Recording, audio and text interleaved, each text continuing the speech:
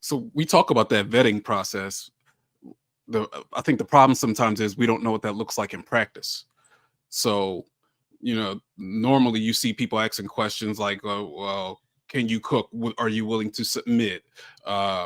You want to see them when they're angry. How do they act when they're angry? But like, what are the real things that we need to know about this person to know if, like, can we take the worst side of them when we start to see the real ugly that comes out? Is that something that we can deal with? So I think one of the big problems is we talk about vetting, but in practice we don't know what that we don't know what that's like. So one thing as like a counselor that I try to get people to look at is like biopsychosocial spiritual. What's the person's health like? How are they eating?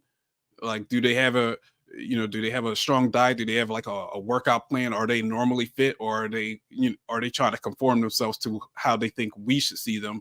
Psychological, do they think right? Do they talk about the right things, or are they always gossiping? Are they always into something socially? Do they have friends? What do they have? Female friends? Do they have male friends? What's their interactions like with their friends? Mental health side, what do they have? A family history of depression? Do they have a family history of bipolar disorder?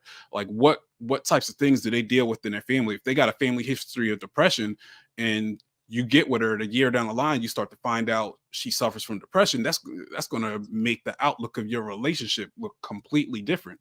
And then spiritual, like, are you both believers, or what is it? What does your spiritual practice look like? Because you shouldn't be with somebody that doesn't align with where you're trying to go in God if that's not what she wants. So we just need to look at the criteria, nail the criteria that we're looking for down, and learn how to ask the right questions and listen for the right answers. I like So, that. yeah, no, I love everything you've been saying.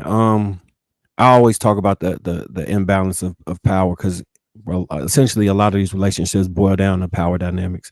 People competing, like you said, for who's going to lead, and if men naturally want to take that role, you've got to identify who you are, what you're strong in, and find somebody that could be the counterpart to that, as opposed to not knowing who you are, pretending to be someone to get someone, then dealing with the recourse of the person who you pretended to be actually being the person that they're dating. Now she's mad, you can't be yourself, and now y'all fighting all the time.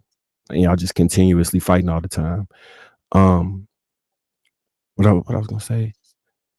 Damn, I lost my train of thought. Hold on, come right back to me because I had a point. Come right back to me. Let me throw this out here real quick, JR, because everybody mentioned my name except for Nelson. What's up, Nelson? It's good to meet you, brother. What's going on, Shannon? So there's a term called lost in translation. It's how we've got this. Some people argue that's how we got into World War II. It was a lost in translation. There's a movie by Sofia Coppola, who's Francis Ford Coppola's daughter, called Lost in Translation. And that's what I believe is happening with men and women. We are lost in translation, trying to get it. So a few things: being polite being polite is having good character. I'm not saying be asshole. I'm not saying that you got to bark and yell at people. We need to be polite because that makes you a good person of character, and it makes you, a kind person. But we're talking about being on the same sheet of music as women. We're talking about being on the same page. Does your woman care how the car works? Does she care? Most women don't care how a car works. Now, I know, and most of you brothers probably understand how an internal combustion engine works. You understand tire pressure and how important it is. You know what a spark plug does. You go ask your girlfriend, what does a spark plug do? She'll look at you crazy, and she doesn't want to know. But far too often, and I'm just using that as an example, far too often men are trying to explain how a car works to a woman.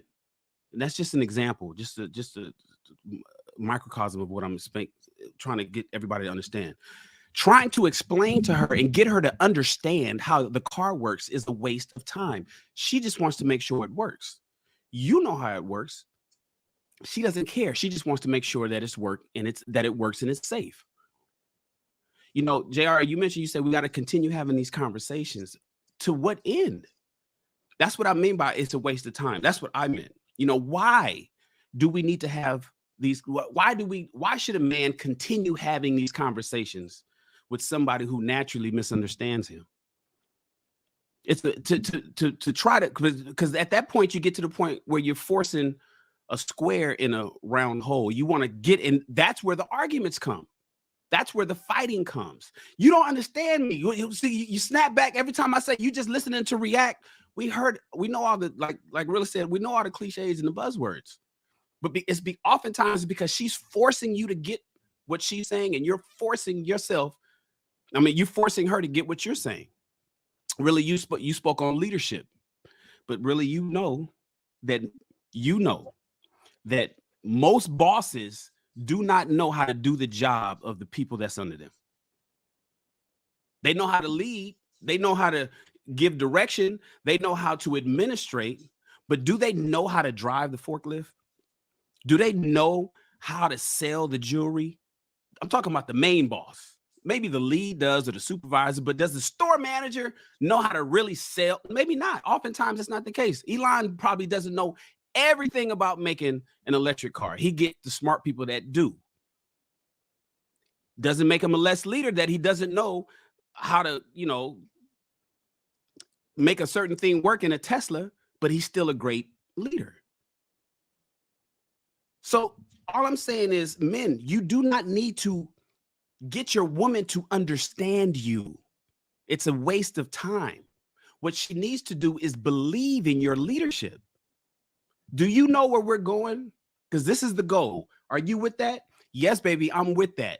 That's where we're going. Do you believe that I can get us there? Yes, baby, I believe that you can get us there. Then let's go. She doesn't necessarily need to understand the ins and outs, the nuances, the way that you're going to make it happen, how you going. All you need to do is say, baby, I got to make this move. And if she's with you, cool. But if she's out there questioning, well, I need to understand, well, how come you did this? And wait, how come? And then next thing you fighting and you're arguing and you're just trying to say, God damn, this is what we need to do. You'll never make the touchdown. Because she wants to do it her way, and you want to do it yours. So okay, so some things I can agree with you on about that. But when it comes to finances, I have to explain that because it's our money involved in this situation. We're making certain investments. We're making certain decisions. I can't just go out there and willy-nilly and not have her be aware of how this thing's going to work. I got to do my best to dumb it down if that's what I need to do, to make sure she understands financially, this is what we're going to do. This is what we need to do. These are the investments that I want to make. I'm gonna give you the blueprint, a syllabus on what I'm doing. I'm gonna try to explain it as best I can. If I can't, we will get a financial advisor to explain it a little bit better than I can. But I have to communicate that to her. You understand? Do you trade stocks, Hank, by chance? Yes. Are you in the stock market? Am I good at it? Well, I ain't gonna say that part. Do you trade stock? Yes, sir. Does your woman need to know how you trade stocks? Know when to short, when to purchase, when to drop? Does she need to know the way you know it? Probably. Now I understand you saying, "Look, baby, this is what we're buying. This is the crypto we're buying, and this is what's getting ready to happen." Does she need to be right there and know everything that you know on making those trades? She probably don't need to know as much as I know, but she needs to know the basics. Well, I understand. She needs to know the goal. Like, this is what we got to do, and this is about the 8x. We're gonna 10x this investment right here.